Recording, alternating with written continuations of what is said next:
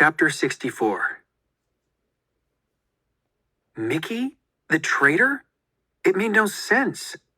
Why would he be in contact with Haidar Ansari? Why would he betray us?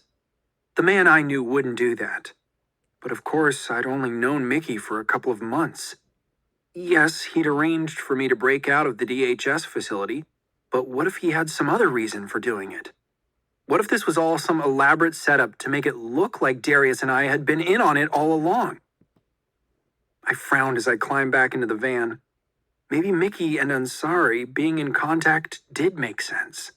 Who better for a terrorist to have on his side than someone inside the halls of the DHS and the CIA? Someone whom nobody listened to, but who heard everything. Somebody to warn him when the authorities were getting too close.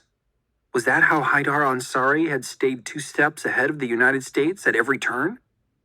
When it came right down to it, I realized I didn't know anything about Mickey Hagan. Not really. Even the story about his brother might have been made up. For all I knew, he could be sending me, Jimmy, Aaliyah, Dane, all of us into a trap. We rode together in the van, each of us alone with our thoughts. Aaliyah drove and Jimmy sat up front beside her. Dane and I eventually went to sleep.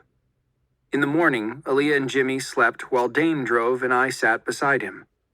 Never, I noticed, did 3 of us sleep while only one of us was awake. I guess we were all too suspicious of each other now, and I hated that.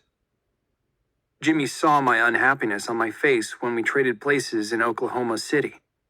"All part of the game, kid," he said with a humorless smile.